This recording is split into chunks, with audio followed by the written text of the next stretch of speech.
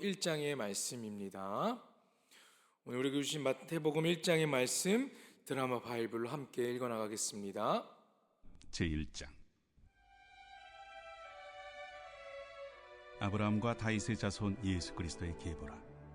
아브라함이 이삭을 낳고 이삭은 야곱을 낳고 야곱은 유다와 그의 형제들을 낳고 유다는 다말에게서 베레스와 세라를 낳고 베레스는 헤스론을 낳고 헤스론은 람을 낳고 람은 아미나답을 낳고 아미나답은 나손을 낳고 나손은 살몬을 낳고 살몬은 라합에게서 보아스를 낳고 보아스는 루색에서 오벳을 낳고 오벳은 이새를 낳고 이새는 다윗 왕을 낳으니라. 다윗은 우리아의 아내에게서 솔로몬을 낳고 솔로몬은 르호보암을 낳고 르호보암은 아비야를 낳고 아비야는 아사를 낳고 아사는 여호사밧을 낳고 여호사밧은 요람을 낳고 요람은 우시아를 낳고 우시아는 요담을 낳고 요담은 아하스를 낳고 아하스는 히스기야를 낳고 히스기야는 므낫세를 낳고 므낫세는 아몬을 낳고 아몬은 요시아를 낳고 바벨론으로 사로잡혀갈 때 요시아는 여고냐와 그의 형제들을 낳으니라. 바벨론으로 사로잡혀간 후에 여고냐는 스알드엘을 낳고 스알드엘은 스룹바벨을 낳고 스룹바벨은 아비웃을 낳고 아비웃은 엘리야김을 낳고 엘리야김은 아소를 낳고 아소르는 사독을 낳고 사독은 아킴을 낳고 아킴은 엘리웃을 낳고 엘리웃은 엘르아사를 낳고 엘르아살은 mat단을 낳고 mat단은 야곱을 낳고 야곱은 마리아의 남편 요셉을 낳았으니 마리아에게서 그리스도라 칭하는 예수가 나시니라. 그런즉 모든 대수가 아브라함부터 다윗까지 14대요 다윗부터 바벨론으로 사로잡혀갈 때까지 14대요 바벨론으로 사로잡혀간 후부터 그리스도까지 14대더라. 예수 그리스도의 나심은 이러하니라. 그의 어머니 마리아가 요셉과 약혼하고 동거하기 전에 성령으로 잉태된 것이 나타났더니 그의 남편 요셉은 의로운 사람이라 그를 드러내지 아니하고 가만히 끊고자 하여 이 일을 생각할 때에 주의 사자가 현몽하여 이르되 다윗의 자손 요셉아, 내 아내 마리아 데려오기를 무서워하지 말라. 그에게 잉태된 자는 성령으로 된 것이라. 아들을 낳으리니 이름을 예수라 하라. 이는 그가 자기 백성을 그들의 죄에서 구원할 자이심이라. 이 모든 일이 된 것은 주께서 선지자로 하신 말씀을 이루려 하심이니 이르시되 보라, 처녀가 잉태하여 아들을 낳을 것이요 그의 이름은 임마누엘이라 하리라. 이를 번역한즉 하나님이 우리와 함께 계시다 함이라. 요셉이 잠에서 깨어 일어나 주의 사자의 분부대로 행하여 그의 아내를 데려왔으나 아들을 낳기까지 동침하지 아니하더니 나음에 이름을 예수라 하니라. 아멘. 오늘 우리에게 주신 하나님의 말씀입니다. 오늘도 이 자리에 나와 말씀을 사모하시는 여러분 모두에게 하나님의 크신 은혜와 평강이 가득하길 소망합니다. 오늘부터는 이렇게 신약 성경이 시작됩니다. 네, 그동안 구약 성경을 이렇게 배우면서 좀 지루함도 있었고요, 그렇죠? 반복되는 이야기들도 많았습니다. 그러나 신약 성경은 어떻게 보면 구약 성경보다는 조금 더 쉽고 재미있지 않을까 저 혼자 생각해 봤습니다. 네, 어떻게 보면 이제 마태복음부터 시작이 되는데 이 마태복음은 유대인들을 주 독자로 삼아서 기록한 복음서입니다. 그래서 구약과 연관성이 굉장히 잘 드러나고 있습니다. 우리가 방금 드라마 바이블을 함께 읽었지만 계보로 시작하고 있죠. 이 계보로 시작하는 것은 유대인들의 조상 아브라함으로부터 다윗을 통한 계보를 통해서 그들의 역사와 그리고 하나님의 약속을 상기시키기 위한 것입니다. 하나님의 약속이 어떻게 성취되는지를 보여주는 아주 중요한 의미가 있죠. 저는 이 계보, 이 족보를 읽을 때 제대로 항상 읽지 않았습니다. 여러분 성경 통독을 하다 보면 창세기만 한 30번 읽으신 분도 있으실 거예요. 포기하시는 분들이 있죠. 네, 그렇게 생각해서 신약부터 넘어가지만 신약의 이 계보부터 시작이 되니까 어떻습니까? 또 재미가 없거든요. 근데 사실 길지가 않아요, 그렇죠? 십몇 절만 읽으면 되는데 누가 누구를 낳고 누가 낳고 이런 거 보면은 그냥 넘어갑니다. 그리고 마지막에 예수가 나시니까지만 보고 바로 넘어가는 그런 경우도 있습니다. 근데 이게 그냥 기록되지 않았다라는 겁니다. 중요한 의미가 있다라는 것이죠.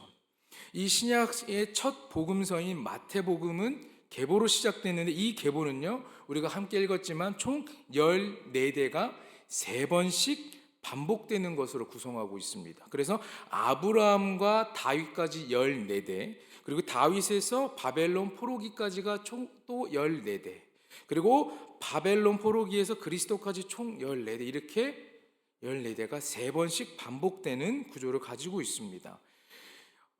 이렇게 기록되어 있다는 이유는요, 예수님이 다윗의 혈통으로 오신 메시아라는 것을 보여주기 위한 것입니다. 시작부터 끝까지 그 계보를 적어놓은 데는 이유가 있는 것이죠. 여러분, 창세기에 처음 나오는 계보는요, 아담의 계보였습니다. 그럼 우리가 마태복음에 나오는 계보는 우리가 너무 잘 알듯이 누구의 계보죠? 예수 그리스도의 계보입니다. 창세기 5장에는요, 처음으로 죽다라는 단어가 등장하거든요.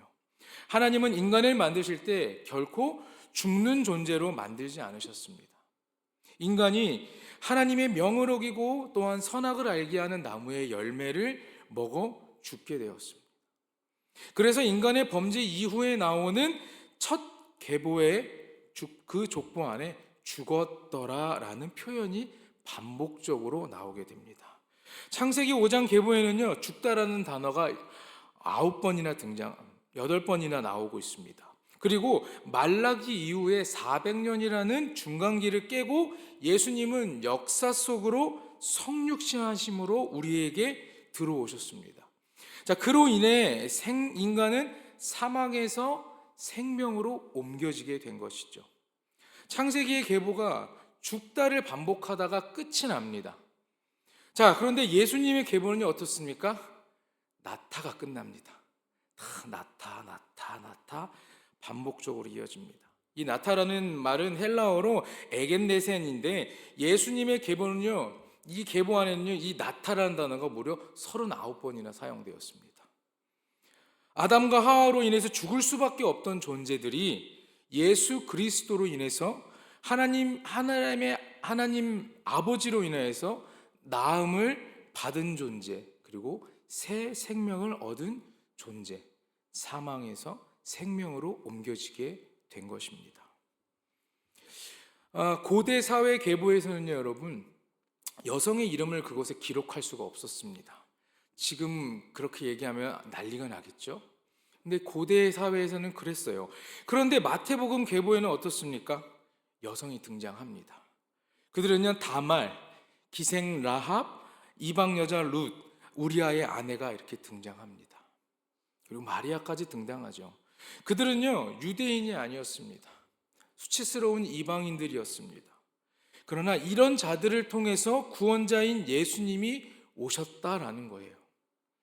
마태는 이 계보를 통해서 남녀뿐만 아니라 이방인들까지 예수님으로 인해서 구원받는다는 사실을 전하고 있는 것입니다. 예수 그리스도의 계보는 인간의 행위와 혈통과 상관이 없다라는 것을 이 계보를 통해서 보여주고 있어요. 복음은 인간의 어떤 조건이나 행위에 좌우되지 않는 전적인 하나님의 은혜로 가능하다라는 겁니다. 계보는 누가 누구를 낳고 라는 그러한 패턴으로 계속 진행되고 있습니다. 자, 그런데 쭉 읽다가 16절에 오면은 그 패턴이 깨지게 돼요. 마리아에게서 그리스도라 칭하는 예수가 나시니라. 나타, 누가 누구를 낳고라고 기록되다가 16절에 가니까 마리아에게서 그리스도라 칭하는 예수가 나시니라. 계속 아버지가 예수님을 낳은 것이 아니라 마리아라는 여성을 통해서 예수님이 나셨다라는 거예요. 지금까지 나타는 모두 능동태로 기록이 되어 있어요. 그런데 예수님은요, 부부가 능동적으로 낳은 것이 아니라 하나님의 주권적 계획으로 하나님에 의해서 태어나셨다라는 말입니다. 그래서 16절에 나시니라라는 수동태로 표현이 되고 있습니다. 복음은 인간의 계획하에 나타난 것이 아닙니다. 하나님의 계획하에 우리에게 주어진 것이죠. 우리 모두를 살리기 위해 주어졌다라는 말입니다. 하나님의 약속은 우리의 악함에도 불구하고 결코 그 약속을 철회하지 않으세요. 끝까지 우리를 붙들어 주시고 하나님의 성실하심이 약속을 온전히 이루어 가신다는 것이죠.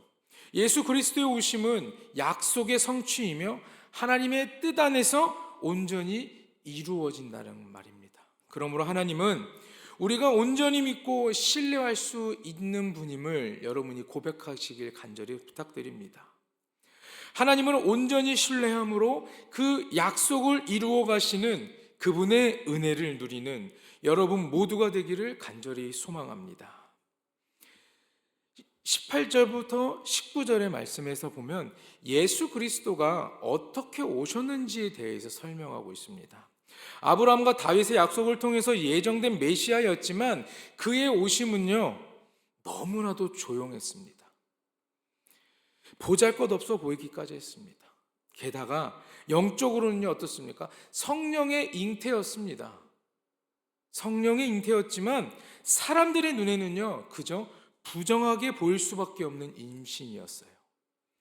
예수 그리스도의 오심은 그러했습니다. 하나님의 보좌를 떠나서 낮고 이 낮은 곳으로 아무도 주목하지 않는 모습으로 오셨습니다.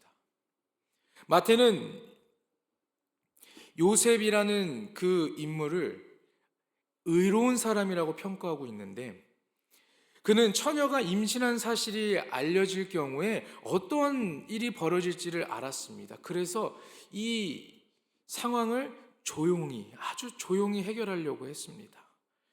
어떻게 보면은 마땅히 분노할 수밖에 없는 상황일 수도 있습니다. 엄중히 처벌을 요구할 수도 있는 상황이었습니다. 그러나 되도록 조용히 해결하려고 했습니다. 여러분, 그래서 마태는 이 요셉을 의로운 사람이라고 얘기를 하는데 여기서 그 의롭다라는 뜻은요 디카이오스라고 말하는데 하나님의 그 율법을 하나님의 계명을 바르게 지킨다라는 뜻을 가지고 있습니다. 요셉은 하나님의 율법을 아주 철저히 지키는 사람이었어요. 그렇다면 율법대로라면 마리아를 처벌하는 게 마땅합니다. 그러나 요셉은 그녀를 감싸주죠. 의로운 사람은 율법을 가지고 율법을 철저히 지키기 위해서 사람들을 정죄하고 처단하는 사람이 아닌 것입니다. 율법을 잘 알기에 사랑으로 감싸주고 품어주는 사람인 것이에요. 사도 바울은요 남을 사랑하는 자는 율법을 다 이룬 자요 사랑은 율법의 완성이라고 로마서 13장에 말씀합니다. 성도는요 율법으로 사람을 정죄하는 자가 아닙니다. 사랑으로 율법을 완성하는 자들이 바로 하나님 나라의 백성이고 그리스도인인 것이죠. 여러분, 이렇게 마태가 요셉이라는 사람을 이렇게 의롭게 평가하고 있는데 성령으로 잉태된 것은 우리가 보기에는 너무나 은혜롭고 어떻게 보면 참 대단한 일이었지만 일반 사람들의 눈으로 봤을 때는 부정한 것처럼 보였습니다. 자, 그렇기 때문에 요셉도 궁금했겠죠. 그때의 천사가 요셉의 꿈에 나타나게 됩니다. 20절과 23절에 보니까 마리아가 잉태한 것이 성령으로 이루어진 것을 천사가 요셉에게 말해줍니다. 20절 말씀에 다윗의 자손 요셉아 내 아내 마리아 데려오기를 무서워하지 말라. 그에게 잉태된 자는 성령으로 된 것이라. 그에게 잉태된 자는 성령으로 된 것이라. 우리 생각에는요 이해하기 힘든 일들이 일어나고 있는 것이겠지만 그러나 하나님의 계획에 따라 이루어지는 일이었다라는 겁니다. 우리가 생각하기에는 말도 안 되는 일들이었지만 하나님의 그 계획 속에서는 너무나 당연한 일이었어요. 꿈을 통해 요셉에게 마리아는 성령으로 잉태했으니 아들을 낳으면 그 이름을 예수라 하라고 전합니다. 이 예수의 오심은요 21절에도 기록하고 있지만 자기 백성을 그들의 죄에서 구원하시기 위한 것이다 라고 말씀합니다. 죄인을 구원하셔서 자기의 백성으로 삼는 것이 아니라 자기의 백성을, 이미 선택받은 그 백성을 죄에서 구원하신다라는 말입니다.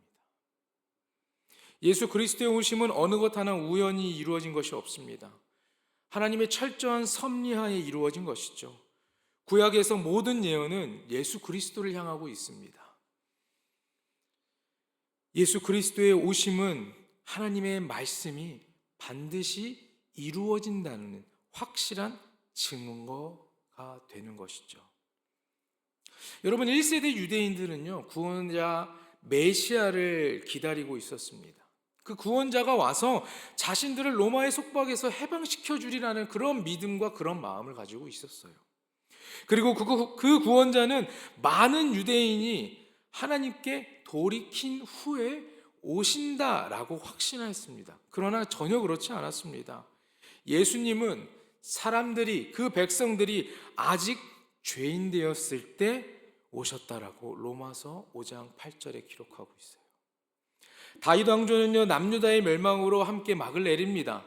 유다 백성은 바벨론의 포로로 끌려가요.